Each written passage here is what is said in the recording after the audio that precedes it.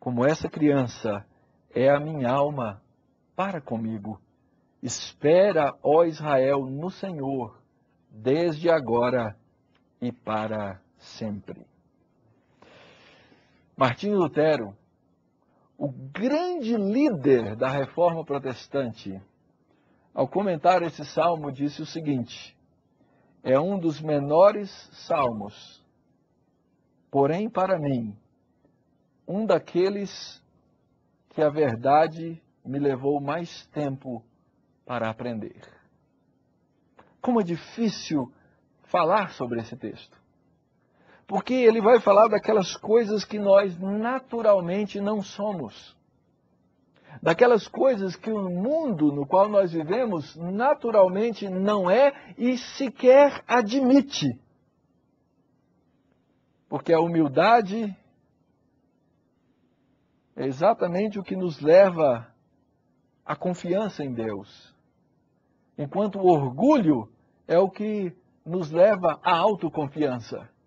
E o nosso mundo, ele vai constantemente nos ensinar que nós devemos ser o quê? Autoconfiantes. E quando você não tem a autoconfiança necessária, quem sabe você vá a uma livraria e entre centenas e centenas de títulos escolha um livro de autoajuda, porque é você que tem que se ajudar. Esse é o tom do ensino no mundo em que nós hoje vivemos. E a pergunta, então, que eu faço é a seguinte: é possível ser humilde no sentido em que esse texto quer nos ensinar?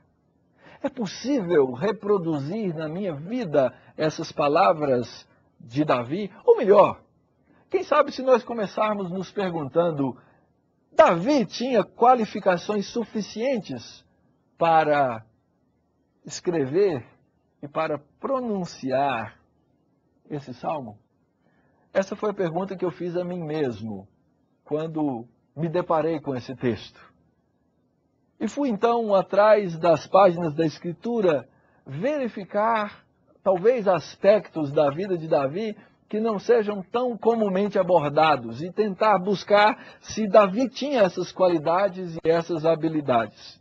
Vejamos, quem foi Davi? Davi, com certeza, foi o maior rei de Israel, porque ele foi o homem debaixo do qual Deus de fato estabeleceu uma monarquia sobre o seu povo.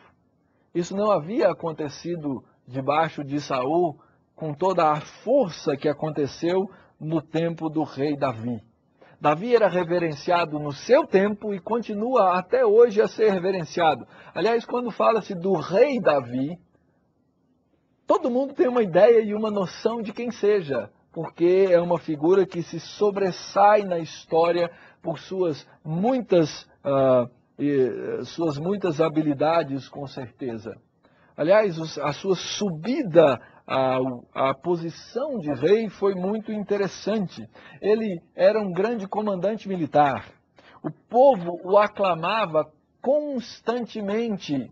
E as multidões daquela época, nas cidades, o colocavam acima dos demais homens. Era um homem, aparentemente, de pequena estatura, mas que tinha a coragem de enfrentar o gigante, Golias. E, com certeza, isso fazia com que muitos temessem a Davi pelas suas qualidades, pela sua capacidade, por ser um grande estrategista militar, alguém capaz de tomar decisões precisas em tempo de crise. Isso faz de Davi um homem qualificado para escrever esse salmo. Todo esse poder e toda essa admiração que Davi tinha sobre a sua pessoa o qualificavam para isso? Eu creio que não é por isso que Davi escreveu esse salmo, mas exatamente por outras qualificações que ele tinha. Observem a história de Davi, que é narrada em 1ª e 2ª Samuel, Reis e Crônicas. Primeiro, Davi nunca foi um homem precipitado na sua liderança. Aparentemente, era um homem que não precisava de marketing pessoal para exercer a liderança que exerceu. Aliás, o profeta o ungiu rei sobre Israel, mas antes que ele viesse a ser de fato rei sobre todo Israel, demoraram 17 anos. Talvez se fosse um de nós aqui, tendo sido ungido rei pelo profeta, saíssemos na rua, alguns mais discretamente, dizendo, olha, o profeta me ungiu, outros tocando trombeta e colocando na televisão. O profeta me ungiu. Davi aguardou na sua posição de pastor de ovelhas, porque era exatamente isso que ele era. E eu creio que o seu pastoreio de ovelhas fez parte do processo que Deus usou para que ele viesse a se tornar o grande líder e o verdadeiro líder de Israel, como foi. Dos 17 anos que Davi aguardou, ele gastou 10 anos fugindo de Saul, que era rei em Israel. Ele teve a oportunidade, provavelmente com um certo direito, de matá-lo por 2 vezes, porque ali era uma luta de quem sobreviveria ao final, quando Saul sistematicamente tentou destruir a vida de Davi. Depois desses 10 anos, é que Davi foi ungido rei sobre Hebrom, uma parte menor, quase que insignificante, ao sul de Israel, e ali ele permaneceu reinando 7 anos, enquanto o filho de Saul, Isbosete, reinava sobre todas as outras tribos de Israel. E só depois desse período é que ele foi elevado à posição de rei de fato. E no final do seu reinado, depois de muitos anos de poder, o seu filho levantou-se contra ele. E eu tenho impressão que o seu filho poderia ser facilmente derrotado por Davi. Mas o que é que Davi faz quando seu filho se opõe e tenta uma rebelião? Davi foge. O que provavelmente a maioria de nós olharia e diria, que fraqueza tremenda. Mas ele volta para o lugar de onde ele veio e aguardou a orientação de Deus para a sua restauração ao trono de Israel.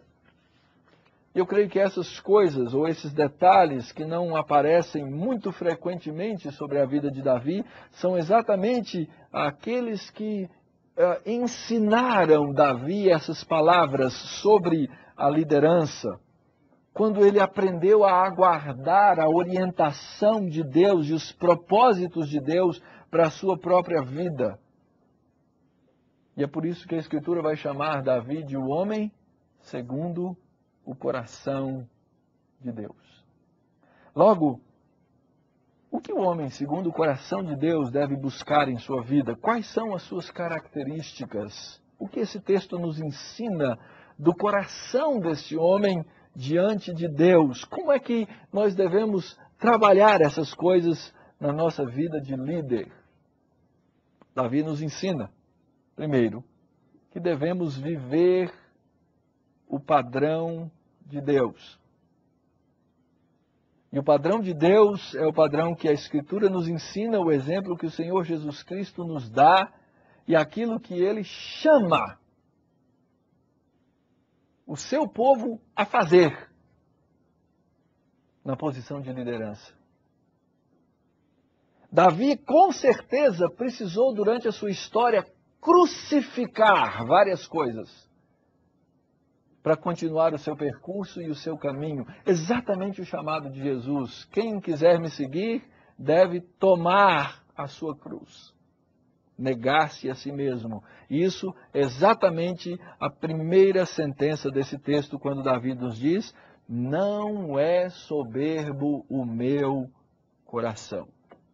E esse é um exame que todos os crentes deveriam fazer todos os dias na sua vida. Todos os dias.